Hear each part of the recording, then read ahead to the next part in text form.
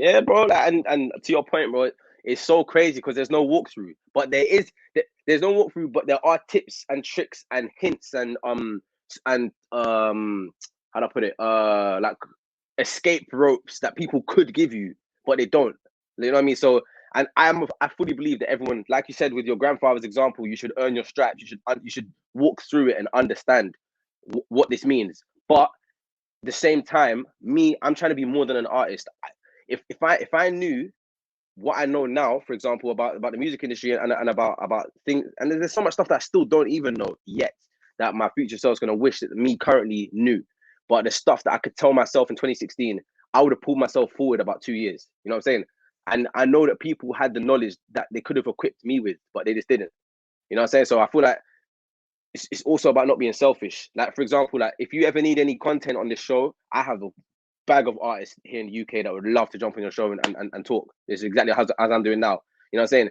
There's some people now I could be seen as the plug for this podcast now, which is something that great. What someone in the UK, an artist in the UK getting a podcast in America, that's big. That's big for someone in the UK. You know what I'm saying? And I could be selfish and be like, oh yeah, man, I just got this. Just I got handpicked, chosen in a competition. Like I can't get you on Big Baby show. But I know that I could have the conversation with you and be like, yo, man, I really vouch for this artist. Listen to their music. Do you fuck with them? Can you get them on? And you might say yes. You know what I'm saying? It's about being that bridging that gap between, especially as an independent artist. Independent artists don't have the resources that labels have, so we have to work together. And as well as big as labels have all the money and resource, independent artists have the power because we're free. You know what I'm saying? We ain't tied down. We have all our creative control. We're free. You know what I'm saying? Yeah, no, and that's one of the things because I also do podcast consulting for people, right? Because Okay. it was a passion project for me. So I did all the research, learning where I want to host my podcast at, where I want to do this, how do I want to interview guests who are on the other side of the world, other side of the country. I can't just fly there. It's just Yeah. I don't get paid Not enough. yet. Not yet. Not Not yet. yet, right? Not yet. So how do I make what I'm trying to do work for me? Yeah. And when I hit people with a consultation, do I charge them? Yes, because I've taken time to learn what I've learned. Yeah. And Yeah. the game Bro, is they're sold, not. not told, right? But And the thing is, yeah, go on.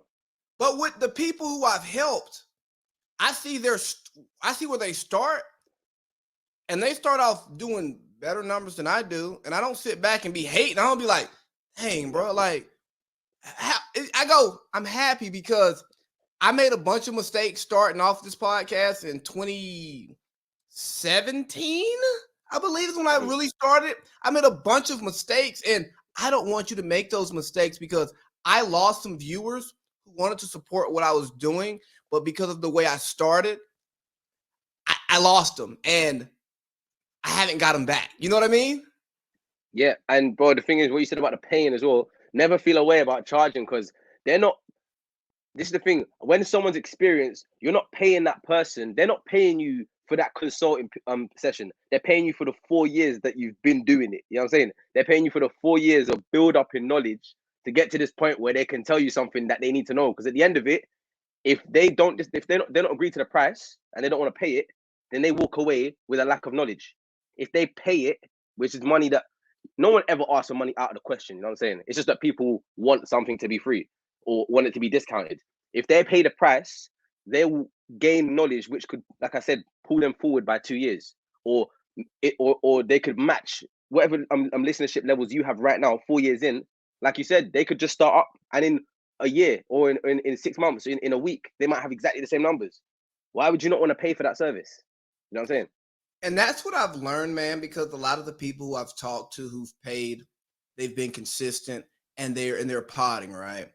And the Yeah. others who wouldn't pay, they do like 5 episodes, 7 episodes, And drop off.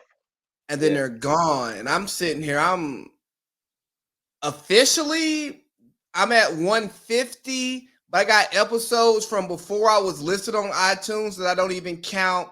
I got sports episodes that I don't even put into my count of the Big Babies podcast. So I'm over 200 episodes in, and I'm not saying that's a lot, but at the same time, if you're at episode 0, you're still trying to write your show. I promise you, there's something that I've gone through that you won't go through for another 2 years. Yeah. And honestly, what's $100 for a consultation, bro? Oh, and what? And even if we flip that on its head, forget about what's $100 for a consultation. What's $100 for a cheat sheet? Because that's what you're getting. You know what I'm saying? That's it. That's what you're getting, bro. Like in school, everyone, what they would have paid $400 for a cheat sheet for an exam. You know what I'm Hey, saying? What? when I was in undergrad, I used to charge $200, $300 to write people papers. Like that was one of my hustles. I'm like, oh, you want your paper written? Bet, got it. Just give me the topic.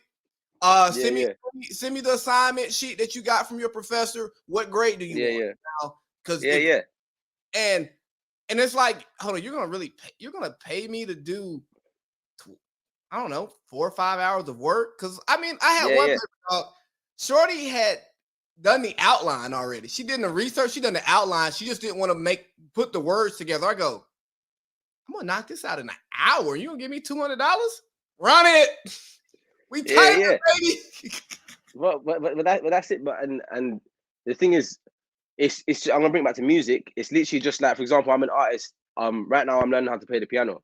So shout out Sophie Legan. She's helped me learn the piano, man. So big up. But I'm learning how to do that because eventually I want to learn how to make beats, because I know that people get paid based on their knowledge. So that means that I have to pay based on what I don't know.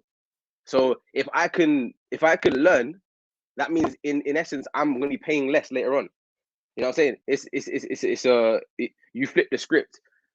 You can't do everything though, and that's why you pay people that need to pay. Mm-hmm. You know what I'm saying? Because sometimes experience can't be bought. Sometimes, you know what I'm saying? In some instances, sorry, is that wrong? Experience can't be learned. It can be bought because they can buy it through a consultation, but experience can't be learned unless you go through it. Exactly, and that's where I don't like the video thing, because sometimes I was talking to a friend. He was like, "You should do like a show that you just throw out on Instagram of like your process, showing people what you do, like leading up to a podcast." I go, "Man, that's a great idea, but now I got to set up a camera in my house and have it record me when I'm doing stuff, and then I got to sit down, edit, put everything, chop it up, and bro, that's like 6 hours." Yeah. And great idea. And do I know how to physically do it? Yes, I know how to do it. But the time it takes me to do that by also working a day job and then prepping for another show and then making my clips for the shows that I'm recording, you